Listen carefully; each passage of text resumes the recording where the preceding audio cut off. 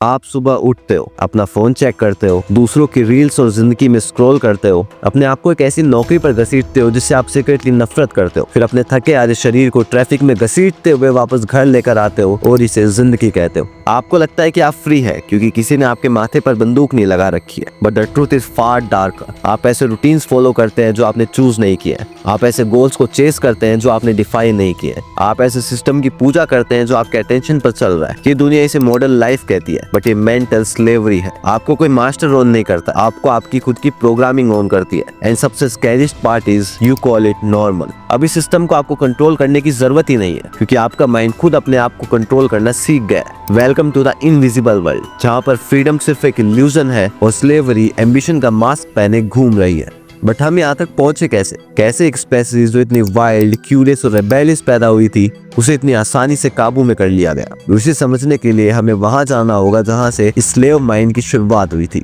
But उससे पहले अगर अभी तक आपने इस चैनल को सब्सक्राइब नहीं किया तो कर लीजिए, क्योंकि आने वाले वीडियोस में मैं हिडन साइकोलॉजी और मैनिपुलेशन से रिलेटेड काफी सारा वैल्यूएबल कंटेंट इस चैनल पर लाने वाला हूँ। चलिए शुरू करते हैं। आपको ये सब जगह देखने को मिलेगा, इन थके हुए लोगों की भीड़ में देखने को मिलेगा। करोड़ों लोग सुबह उठते हैं, अपने हारे हुए शरीर को ट्रैफिक में रेंगते हुए लेकर जाते हैं और उसी रूटीन में जाकर बैठ जाते हैं जो उनकी स्पिरिट को मार रहा है। और फिर वो अपने दुख को छुपाने के लिए एक मास्क पहनकर नकली हंसी हंसते हैं। ये लोग स्क्रीन पर दिख रहे नंबर्स को चेस करते हैं, लाइक्स और कमेंट्स में वैलिडेशन ढूंढते हैं, डोपामीन के छोटे छोटे हाइज में प्लेजर ढूंढते हैं, और फिर जब दिन खत्म होता है तो कंफर्ट में पड़े पड़े स्क्रॉलिंग या नेटफ्लिक्स करते करते सो जाते हैं। ये मॉडर्न वर्ल्ड आपकी बॉडी को स्लेव नहीं बनाता है, ये आपके माइंड को सिड्यूस करता है। आपको सिखाया गया है कि 9 to 5 वाली ग्राइंड ही सबसे बेस्ट है, कि पर्पस का तो मतलब ही एग्जॉस्ट हो जाना है, कि सक्सेस का मतलब है आज्ञाकारी होना। बट व्हाट इफ ये एम्बिशन के नाम पर डोमेस्टिकेशन हो रहा है? ये जो इनविजिबल पिंजरे की मैं बात कर रहा हूँ ना, ये लोहे के नहीं बल्कि आपके अटेंशन पर बना है। हर नोटिफिकेशन, हर ट्रेंड, हर डर ऑफ बीइंग लेफ्ट आउट आपको एक साइकोलॉजिकल लूप में फंसाए रखता है। रिजेक्शन का डर आपके एक्सप्रेशन को कंट्रोल में रखता है। वैलिडेशन की भूख आपके वर्थ को डिक्टेट करती है, और एक कॉन्स्टेंट स्टिमुलेशन आपके माइंड को डेप्थ की जगह डिस्ट्रैक्शन के लिए रीवायर करने पर मजबूर करता है। फिर आप कंफर्ट को पीस समझने लगते हैं, रेपिटेशन को स्टेबिलिटी और कंप्लायंस को सेफ्टी। और जब आप इस लूप को रेगुलर रिपीट करते रहते हैं ना, which is work, scroll and repeat, तो ये सिस्टम और बढ़ता है क्योंकि इसने आपके माइंड को आपको ही कंट्रोल करना सिखा दिया। बट हम पैदा होते से ही तो ऐसा नहीं थे, तो इस मेंटल स्लेवरी की शुरुआत कैसे होती है? कैसे एक फ्री माइंड एक लॉयल सर्वेंट बन जाता है? तो इसके लिए हम इस कंट्रोल के ओरिजिन में जाना होगा। हमें वहां जाना होगा जहां से हमें ओबे करना सिखाया जाता है।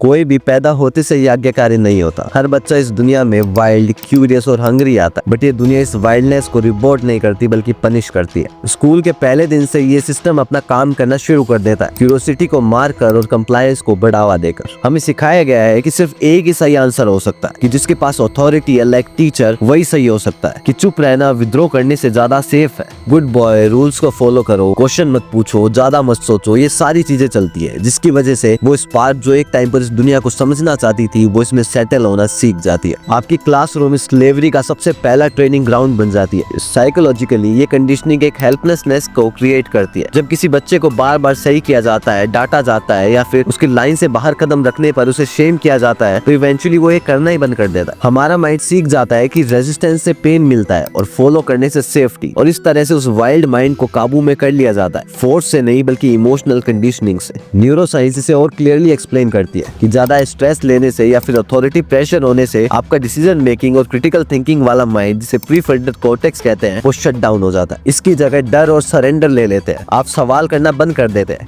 इसलिए नहीं क्योंकि आप करना नहीं चाहते, बल्कि इसलिए क्योंकि आपके माइंड को लगता है कि ये डेंजरस है। और जब तक आप एक एडल्ट बनते हैं, इस सिस्टम की आवाज आपके ही अंदर से आने लगती है। बट ये इल्यूजन और डीप जाता है। जब ये ओबीडियंस आपकी आइडेंटिटी बन जाती है तो आपको लगता ही नहीं है कि आप किसी का ऑर्डर फॉलो कर रहे हैं, आपको लगता है कि ये आपकी ही चॉइस है। अब इस इल्यूजन को अनकवर करने के लिए हमें इस कंट्रोल की एक और लेयर को कन्फ्रंट करना होगा।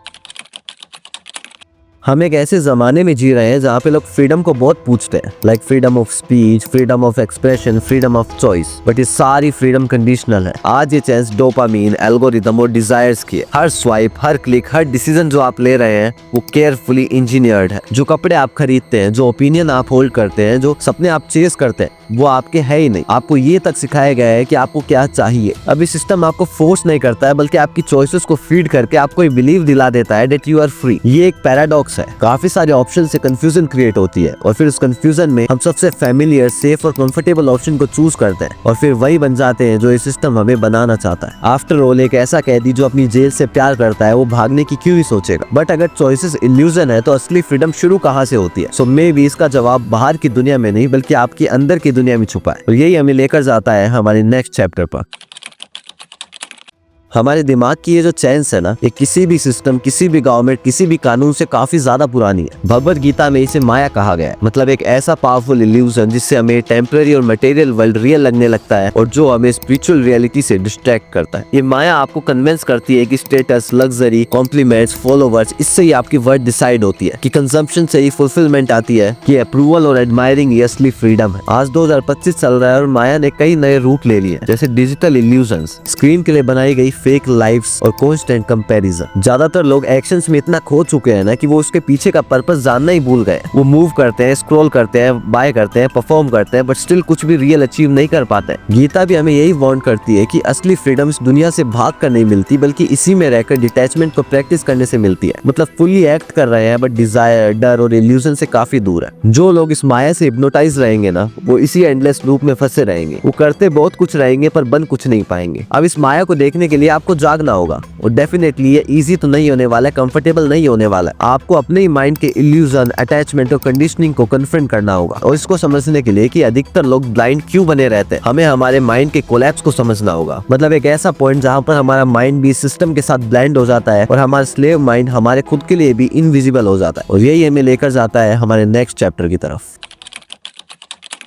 बाय द टाइम अधिकतर लोग अपने एडल्टहुड में पहुंचते हैं तो ये प्रिजन उनकी आइडेंटिटी का पार्ट बन चुका होता है। किसी ना किसी पॉइंट पर उन्हें भी लगता है कि वो ट्रैप्ड है, बट वो फिर भी इसे फ्रीडम के नाम पर डिफाइन करते रहते हैं। ये कॉग्निटिव डिसोनेंस की सबसे खतरनाक फॉर्म होती है, जहाँ पर आपका माइंड खुद ही खुद को कन्विंस कर लेता है कि कंफर्ट एक चॉइस है, रेपिटेशन ही प्रोग्रेस है और कंप्लायंस ही वर्च्यू है। ओवर टाइम आपकी आइडेंटिटी सिस्टम के साथ ब्लेंड हो जाती है। आपका ईगो आपकी जॉब के साथ, आपके फोन के साथ, आपके आइडियोलॉजी के साथ, आपके सोशल मीडिया पर्सोना के साथ मर्ज हो जाता है और सेल्फ और सिस्टम के बीच की लाइन गायब हो जाती है। फिर आप अपने नहीं इस प्रिजन के बिलीफ्स को बचाने लगते हैं। ये जो इमोशनली डेड इंसान पड़े हैं ना, ये जो एंग्जाइटी, स्ट्रेस जो कभी जाता ही नहीं है, ये जो मॉडर्न लाइफ को लेकर इतनी डेस्पिरेशन है, ये सब इसी के सिम्टम्स है। The collapse of self is not just psychological, it's existential. आपकी आइडेंटिटी उस सिस्टम के साथ ऑलमोस्ट इनसेपरेबल हो जाती है जिसने आपको गुलाम बनाया था। फ्रीडम ऑलमोस्ट इम्पॉसिबल लगने लगती है, बट स्टिल इतना गिरने के बाद भी आगे बढ़ने की पॉसिबिलिटीज है और यही हमें हमारे नेक्स्ट चैप्टर की तरफ लेकर जाता है, जहां हम इस स्लेवरी से असली फ्रीडम की तरफ बढ़ते हैं। तो let's move on to our next chapter.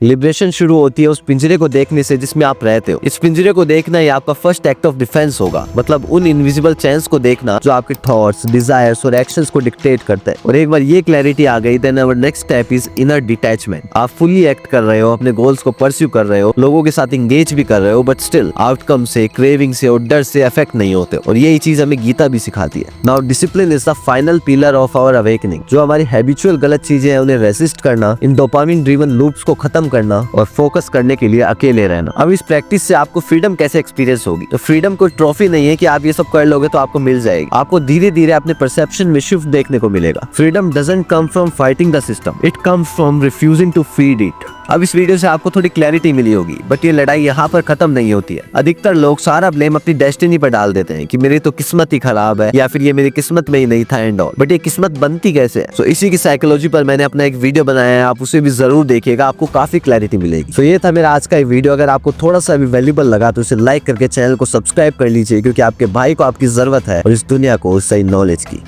Thank you very much.